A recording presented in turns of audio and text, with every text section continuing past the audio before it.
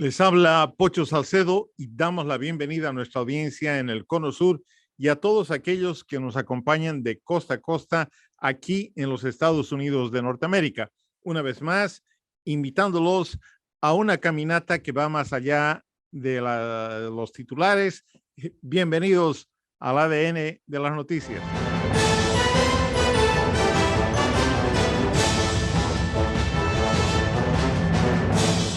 Estados Unidos es un país de inmigrantes.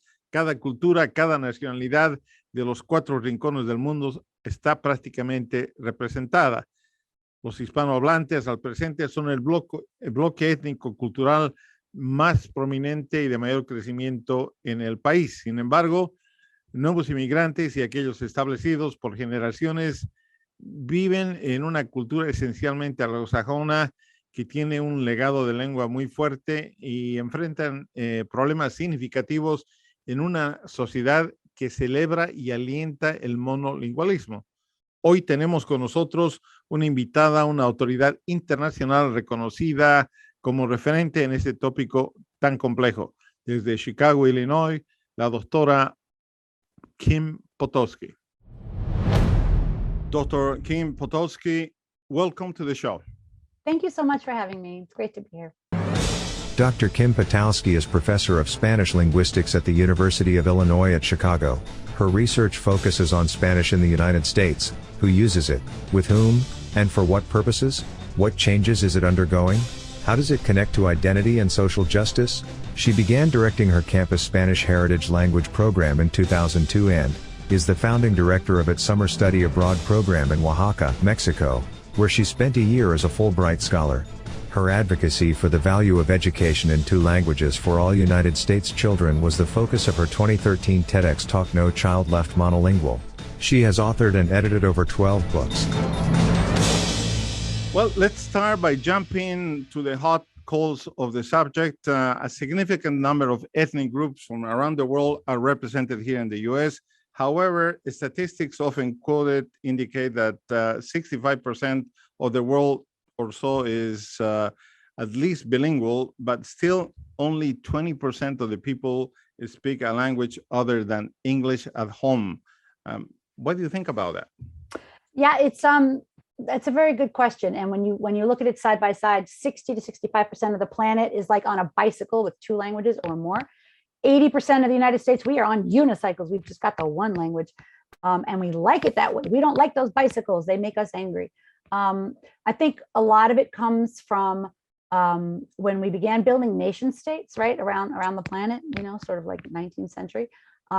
We had this idea, I think, that the nation, state, and a language went hand in hand, right? We are Italians, we speak Italian. We are French, well, they did it earlier, of course. But the point being that we have this idea that 1 nation, 1 language, okay? And I think in the United States, in our case, it was even more central to our identity as a nation because, unlike a lot of other places, we do have so many people coming from so many different places that it almost seemed more important as a mortar to join together all these different pieces of the mosaic.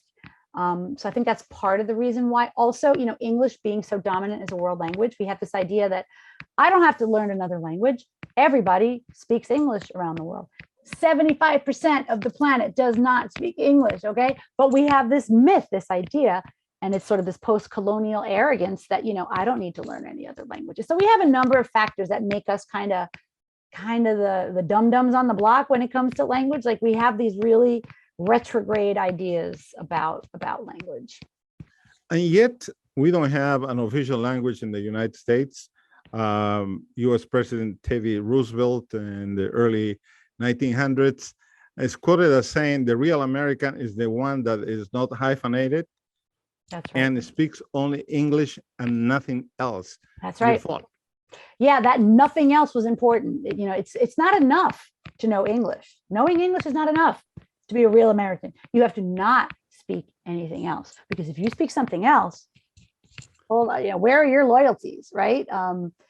He also said something along the lines of, I'm not running a polyglot boarding house, right? Polyglot boarding house, this idea of boarding house, right? Poverty, transience, right? The only good American is just American, not, like you said, not Italian American, not anything else American. So Yeah, it's this idea that you have to shed. That's the price of admission.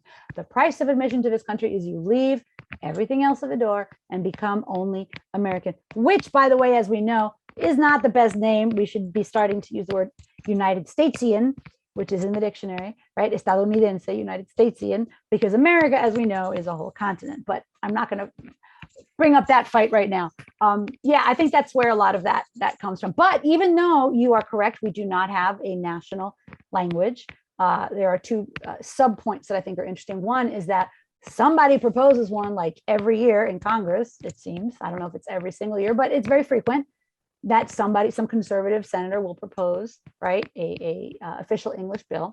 And the other thing that's true is that I think it's between 30 and 35 of our 50 states do have an official English law on the books. So most of the time that doesn't mean anything. La gente ni sabe. People don't even know, but that the law is there. But I think it does send a message about, all legal things must be done in English. We should have, I think, more states, or maybe nationally, something like what New Mexico and Louisiana and Hawaii and Alaska, those 4 states are the exceptions. Those 4 states have an English plus, right? So Louisiana is English plus French, New Mexico is English plus Spanish, Hawaii is English plus Hawaiian, and Alaska is English plus a number of indigenous languages from that region. I think that makes more sense. I don't think we need to declare English the official language, just like we don't need to declare the sun is our official source of light and heat on this planet, and oxygen is our official thing that we breathe. Like, why? Why does it need to be protected? I don't think so. I think it just sends a message, right? That if you're not speaking English, you are somehow suspect, you are somehow illegal, you are somehow not, right? I think that's what that kind of legislation really achieves. And not, by the way, it doesn't, passing an English law does not provide an ounce of assistance to anyone who really does want to learn English. Declaring it official actually helps no one. No one is sitting around going, yo no quiero aprender inglés. Ahora es ley, I'm going to go learn. No, it doesn't help anybody. If you really want to help people learn English, you will provide free ESL classes, free and copious ESL classes. That's how you help people learn English. Well, what is heritage language then, and how does its shifting impact immigrant communities? For example, the Spanish speakers, what factors drive that shift? And what is the status of the second and third and fourth generations of immigrants vis-a-vis their language? Yeah, it differs from language to language, but in general, what we see is that the people who come as adults, obviously, they're very strong in their language.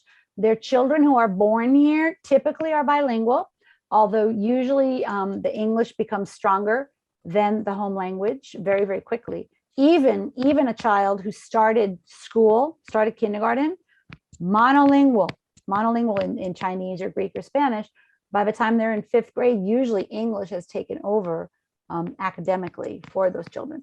But then, of course, you have children who have older siblings who learned English and then came home, and now the home is bilingual. So those children, so child 3, 4, 5 in order, the later children speak even less of the heritage language than their older siblings. And then when those children all grow up and have their children, so this is the grandchildren of the immigrants, less than half of them will be able to speak. In the case of Spanish, less than half are able to speak any Spanish at all. So languages are definitely being lost. I don't know who coined this phrase, but somebody said that the United States is the cemetery of languages. It's where languages come to die. Counterintuitive, because we have such a great diversity of ethnic groups and languages. Question for you. You are not happy, from what I read, for the many articles he wrote about bilingual education. And you advocate actually two-way immersion. Tell us a little bit about that. Well, what is known as bilingual, and I use my air quotes here, what is known as bilingual education in this country, the full name of those programs. When people say that word, okay, what they usually mean is not an education that takes place in two languages. What they mean is a particular kind of program, which is called TBE, transitional bilingual education. And the name says it all. The goal is to transition the children to all English schools as quickly as possible. What happens to their Spanish, their Gujarati, their Polish after they have transitioned? Nobody knows, nobody cares, right? So the goal is not bilingualism. That's why I say there's nothing bilingual about it, really, because the goal is that transition. The goal is to transition the child. So I want to be careful. I don't want to say I'm against bilingual education. What I am is critical of the way that most children, right, are led through a system that strips them of their home languages. And I'm much more in favor of programs where those home languages are supported. It's like you have two plants and you have to water both of the plants, right? That's what two-way immersion does. If you're in bilingual education, again, they're watering the English, and they're leaving the other language just wither up and die. So that's the piece that I'm critical of. Tell us a little bit about what a successful two-way immersion program looks like. Sure. They are anywhere from 50 to 90% of the day is taught in the non-English language. So in our case of Spanish, you can have a dual immersion program that's 50% English, 50% Spanish, all throughout kindergarten through 8th grade. You could have one, my kids attended one that was 80% Spanish, 20% English when they were very young, and then it eventually shifted to 50-50 as they got older. And what's also beautiful about dual immersion is it is not only for the children who need to learn English, right? The children who, when they show up, don't know English very well yet. It is also for children who are in monolingual English families. And their parents are like, you know what? We should, we're a monolingual family and we should cure our family's monolingualism and send our child so that they really learn Spanish. Because if we don't, probably when the child's 14 years old and starting high school, that's going to be her or his first exposure to Spanish, 45, 50 minutes a day. And I am not criticizing Spanish teachers. I'm not criticizing high school Spanish teachers. They're, many of them, doing the best they can with what they've got. But I think they would agree with me that we start too late. And we have too little time to do it. So a dual immersion program, I have seen children who started with 0 Spanish, and by the time they're in 5th grade, they're reading Harry Potter in Spanish. It's just wonderful. Those are bilingual children. And then the children who did speak Spanish at home, they learned English extraordinarily well, and they maintain robust levels of literacy, reading and writing. And a final point that I'll mention is that I did a study here in Chicago. I compared 2 groups of children. All of them spoke Spanish at home. One group attended dual immersion, half the day in Spanish or more. The other group, all English. Every minute of their schooling was in English. And I looked at their Spanish reading and writing. And of course, the group that had studied in Spanish, their Spanish was way better. And the English was no different.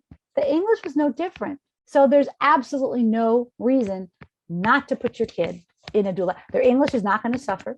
It might even be stronger. Some studies have shown the English to be stronger after dual immersion, which I know sounds counterintuitive. Wait, my kid's English is going to be stronger if he studies in Spanish half the day? Yes, it's true. That's what all the studies show.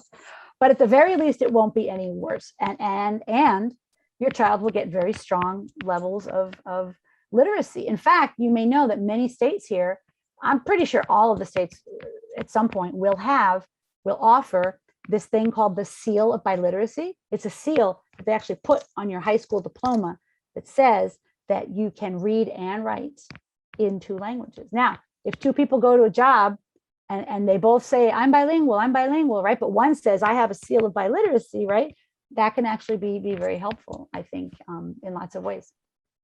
With that thought, we go right to our break. We will be back and continue this very, very interesting conversation about language and how it changes, how it impacts people, families, and large groups of native speakers, new immigrants, etc. We'll be right back.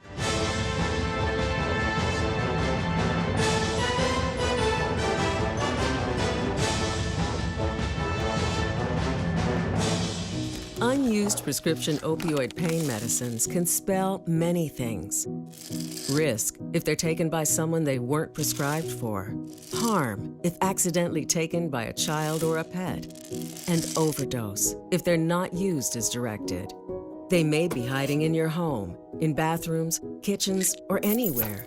Why put your family at risk? Safely dispose of opioids before they can do harm. The best thing is to find a drug take-back option, such as medicine drop-off boxes, mail-back programs, or home disposal products. If there isn't a take-back location near you, check the FDA's flush list. Medicines on the flush list may be especially dangerous if they are used by children, pets, or others in your home. No take-back location nearby and your medicine isn't on the flush list? You can dispose of it in the trash. Get more information on safe opioid disposal and remove the risk.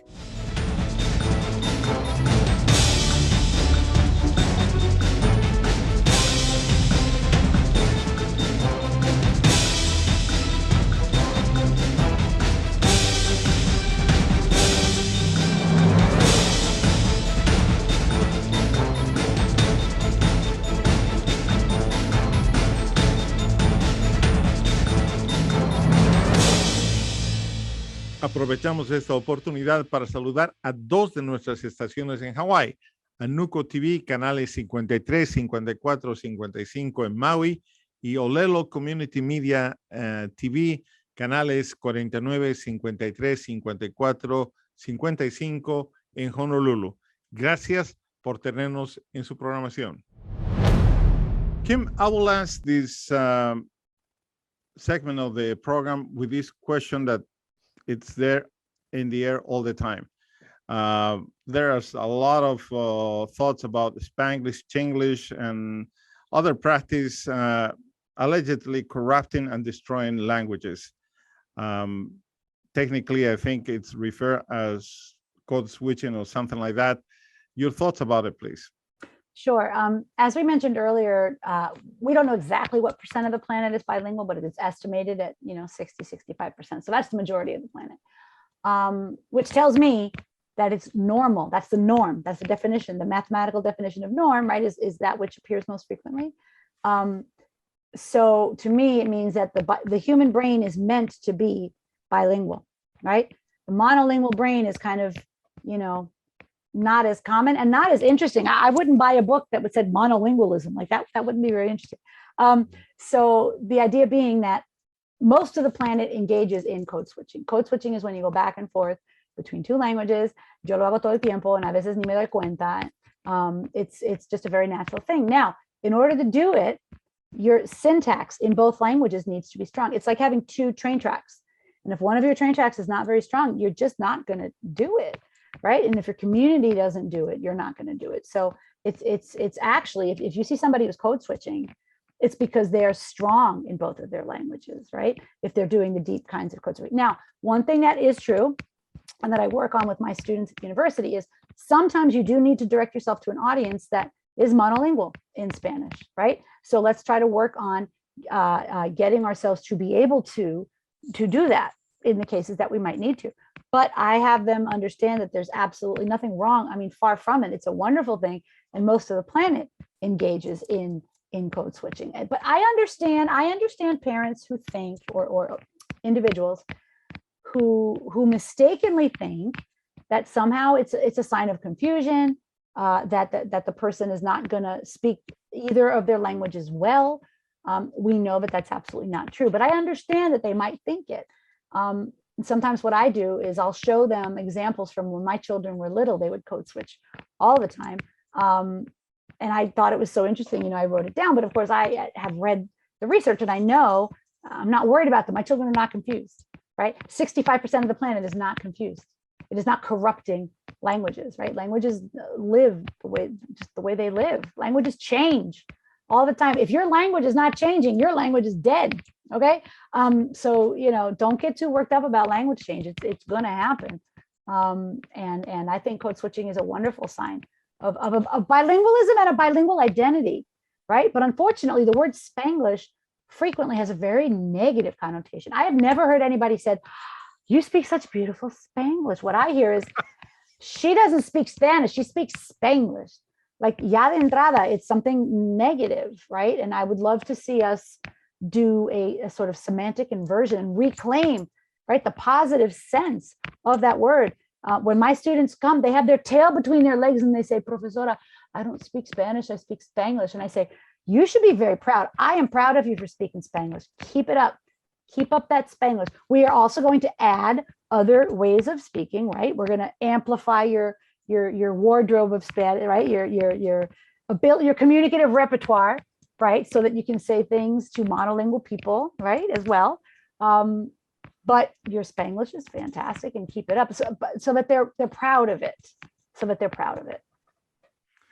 Learning a foreign language is hard, regardless of how hard we try. We really achieve native-like fluency, and I enjoy my accent, frankly, and I enjoy making mistakes. No, I don't enjoy. I don't mind making mistakes in English. That is almost like my brand. But I can't tell you how hard it is to learn a language when one is older. What are the expectations that somebody who's learning a language, realistic expectations should be? Some people just have more skill, ability, aptitude than others for learning languages as adults. As children, we all are kind of the same. But once you pass 8, 9, 10-ish, then it's a different set of things that's going on. I don't know if it's different, but they're in different measure. So some people are just better than others. I have studied German, Portuguese, and Arabic as an adult. French too. I guess you could say French. I didn't start Spanish till I was 13. So it was past the critical period. So, I mean, some people do, but have a little more success than others, but it's definitely not easy. I saw a phrase the other day that I liked a lot. It said, if you have an accent, that's a sign of bravery. An accent is a sign of bravery. And 80% of this country, I'm going to return to that point, 80% of this country only speaks English, and they probably have no idea, most of them, what it's really like to have to learn another language, right? And this country is so negative about that. I'll give you an example. When I've had friends who are learning Spanish go to like Mexico, for example, the Mexican people are so kind and so welcoming and so supportive of, El Güero's trying to learn English, that's great, or Spanish, right? And they help him and aprecian, and they appreciate, right, the efforts of this white United States person, right, or whoever trying to learn Spanish. They're appreciative. They listen with very open ears. Here in the United States, we do not listen with open ears. We're like this. And if you have an accent, I didn't understand a word you said. And we are nasty. We are nasty. We don't support people. We are impatient. We don't like that you're trying to learn English. It's like we want you to know English, but you just better like download it into your system. 1, 2, 3, and speak like I do. Otherwise, I don't want to hear from you, right? So it's not easy. But if one is looking to learn another language, and you're a United States English speaking adult or whatever, I would say go to that place if you can. Immerse yourself. Be sure you have some good instructional support. You can't just drop in. Like I couldn't just drop into Morocco and learn Arabic very well. I don't think. I would need some classes. I would need some structure. I would need a professional, a language teaching acquisition professional, providing me with those form meaning connections that we talked about earlier, so that I could grow the language myself. It's almost like learning a language is like growing a plant. Your teacher cannot do it for you. Your teacher can only make sure that you have enough sun and enough water. Like you have to do the rest. You have to grow, make those form meaning connections yourself. And a really good way to do that is to fall in love with somebody who speaks that language. And then you'll be motivated and get all the input you need. Well, in the closing minute that we have, tell us what we should learn, what we should remember about language and identity. Yeah. In a world of immigrants like ourselves, like myself. Yeah. Bilingualism is positive. I wish people would just shed this idea that if somebody's speaking English, they're talking about you, or they're somehow less United Statesian, less American, less invested in this country than you. they're not. You know, we need to open ourselves up to bilingualism, to multilingualism. I actually gave a TED has a series, TEDx, I call it Baby TED, and I gave a TEDx talk, and I titled it "No Child Left Monolingual." What if no child graduated from high school monolingual in this country? I think that would be a wonderful goal to have, and the way to do it is through dual language schools. So let's open ourselves up a little more to hearing languages other than English, and consider them just as American. A bilingual person is just as American as anybody else. Basically, let's undo the quote that you mentioned by Teddy Roosevelt. Let's undo that. Well, thank you very much. And if you want to learn more about this and follow what Dr. Kim Potosky has been involved with over the many years, and a very interesting perspective, you can see the address of her website right here at the bottom of your screen. And Dr. Potosky, we hope to see you back again soon. Thank you very much for challenging us the way you did. Thank you so much for having me. And if you want to have me down to La Paz, I will accept. Done. Thank you.